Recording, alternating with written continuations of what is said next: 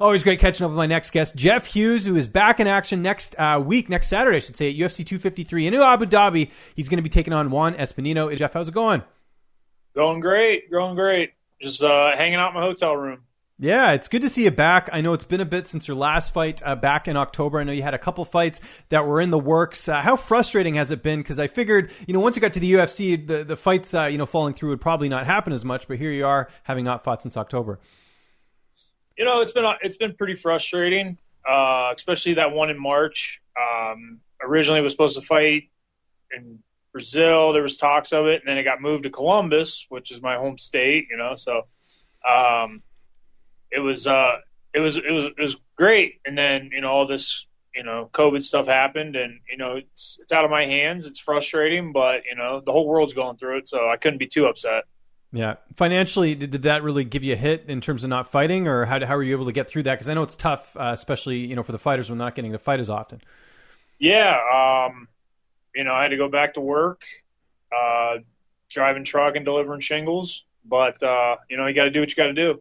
Yeah. Were you, and I know with your camp, especially at Strong Style, because even Stipe mentioned this, is that, the gym was closed. Like, you guys had some pretty tough regulations to deal with. Was there a point when you weren't training at all, like earlier in the year, just because you couldn't get I'm sure you don't have a home gym or anything? Yeah, I think from mid-March to about May, like I didn't do anything. I ran. That was about it. Mm-hmm. All gyms were closed down, and then they're very strict. They were very strict on opening and all that. And we got, they let us do a little bit of things and train, and it was a lot different, Yeah, no, I bet. Was it tough to kind of keep the weight down too? Because I know when you're at home, you're probably not eating as good. I've heard a lot of fighters actually get the COVID weight on. Did that impact you? No, I went opposite. I went down. Good. I didn't touch the scale for like probably a month and a half, and I got on it and was like, holy crap, how'd that happen? Now that I went back to train, I'm eating more, and my weight kind of shot up a little bit, but I went back down. So, I mean, it's good. And I know obviously you've been sort of in the thick of training even before this fight was announced, because you were part of Stipe Miocic's camp. I just talked to your teammate Alexa Kammer. How cool was that to be part of this sort of historical fight for Stipe, really closing the door on that fight with Daniel Cormier?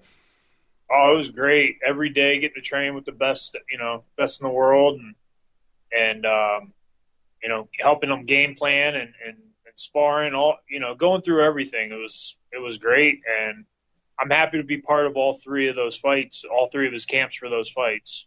Yeah, it was pretty awesome. And how much of a boost does that give you heading into your fight, just seeing what he was able to do against Cormier? Because once again, everyone was counting him out in that fight for the most part, if you looked at the betting odds. Yeah, I don't know why they did that. I mean, I thought he looked great in the second fight. And the first fight he got caught, and then the third fight he looked great again. Those are two of the best in the world, and and they gave us three great fights. Yeah, no, I agree with that there. Now, one of the questions I want to ask you: when did you actually find out about this fight? Because it seemed like it was a little bit close to fight time. Did you get like a 5-week camp? Like, when did you actually sign pen to paper? It was like 8 weeks ago. Nice. They threw out the name and all that. We weren't technically in camp, but we were pretty good coming out of Stipe's camp. So yeah, we didn't hesitate. We signed it. We're looking forward to get back into the cage, and it just took them a while to announce it. I don't know. Yeah. I know the UFC is weird about announcing fights sometimes. I guess maybe because they want to make sure everything is sort of signed and all that. So you're taking on Juan Espino, who, of course, people will know won the Ultimate Fighter. I imagine you were pretty familiar with him taking this fight, or did you have to look him up?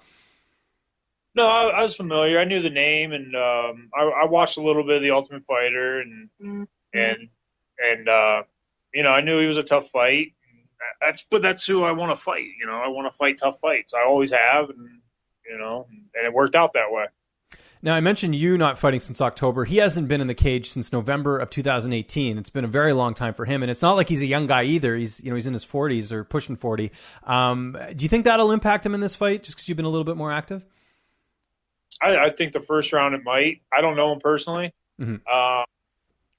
I remember I took like a little over a year off before and thought there was no such thing as cage rust, and I went in there and I looked like a deer in headlights the first round. It was like The first time I ever fought again. It was crazy, but I don't know. He might be impacted different by it. I know if I took 2 years off, it'd be a little rough for me. Training partners, Alexa, obviously got to work with him, who's also on this card, which I'm sure actually makes things a bit easier that you guys are on the same card together. You got to work with Stipe leading into his fight. And there was a couple other names that Alexa was mentioning. I'm just forgetting them at the moment, but there was 2 other guys I think you guys got to work with, right? There's a bunch of guys we get to work with, Jesse, Chad, all those guys. We're a pretty tight group of our team is a pretty tight group, and once they allowed us to start training again, we all got back into it. We didn't miss a beat. So it was fun. Who's cornering you for this fight? I have Cody Stevens. This is the second time he's cornered me. Alex Cooper and Bobby Khalil. So it's those 2 of those guys are in Stipe's corner, and they know what they're doing, and all 3 of them really do. So it's good to have people that you trust in your corner. Oh, absolutely. No, it's good to have that all together. How's the fight playing out on the 26th? You feel like you're going to get your hand raised, but do you see, just looking at the style matchup, how this fight could potentially unfold? I mean, he comes out and he goes hard for that takedown, and he's very successful at it. He's very good at grinding out opponents. He's, everything I've watched, very very heavy on top. So, the game plan is not to get put on our back and win the boxing round, or win the boxing and win the kickboxing, and not get taken down. And if we have to go all 3, we go all 3. It doesn't matter to me. I need the win, and that's what we plan on doing. Do you feel like in this fight we'll kind of see the true you, sort of a complete performance? And the reason I mention that is because you've had a lot of weird stuff happen in your UFC career, whether it's, having fights on short notice, or the Todd Duffy fight, which was just a totally weird fight in itself. I'm sure you've thought of that and you're kind of frustrated because you're like, look, I got all the talent here. It's just I haven't been able to put it together. Yeah, that's probably been my biggest frustration is, so my first fight in the UFC was against Mo, which is an opponent I already beat. And we went to decision again, and he got his hand raised. The second one was Todd Duffy, and that was a weird fight. I felt great, and then I took a quick turnaround, and I didn't feel like myself, and I ended up, not having a good performance. So I feel like this is my time to either have to go out there and fight like I know I can fight, or, maybe time to find something else to do, because I know the way I can fight and the way I have shown that I fought in the past they're not the same. Okay.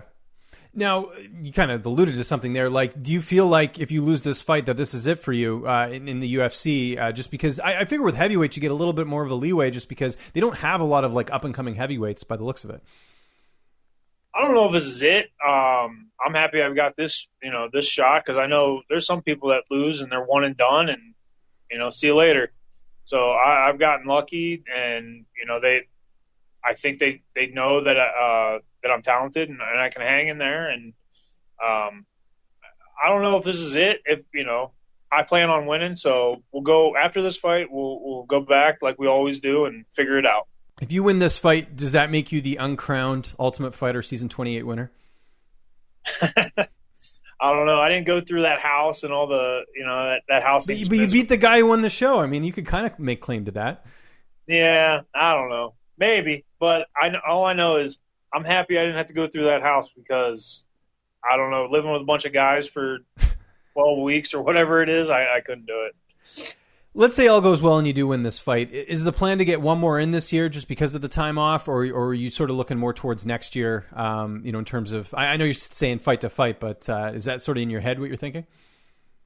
Yeah, I mean, if everything goes well and no injuries, no, if the fight goes smooth, I'll try to get back in this year, and if not, early next year.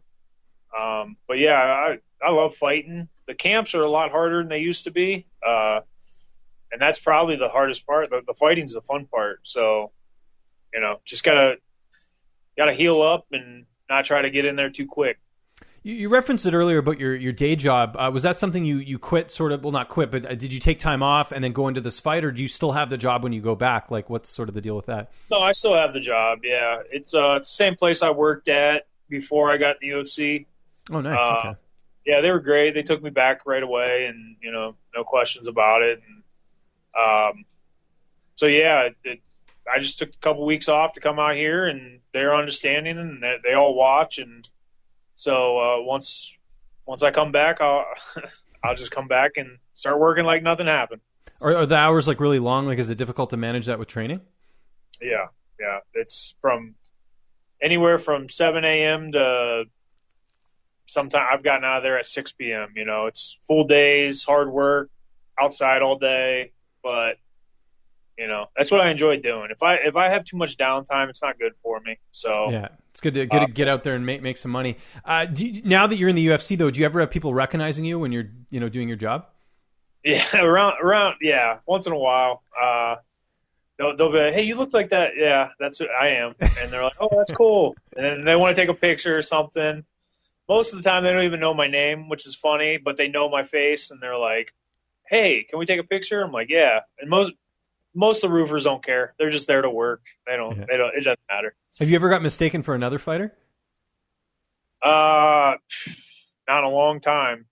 Back when I had hair and no facial hair, they used to, somebody. I remember a few people said I looked like Forrest Griffin way back in the day. Oh, okay, yeah. I guess way back then. Yeah. I was about 20 years old, so it looked a lot different. Playing any video games during camp?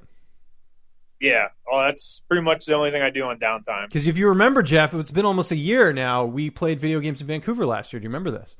Yes, I do. And I'm still upset that you won, but we'll get a rematch in once the border opens up. I can't even leave Canada right now with this COVID stuff, but once it does, we'll make it happen. Next fight you got in Vegas, we'll do something up. They're real strict up there about that, aren't they? They are. I haven't literally been on U.S. since March.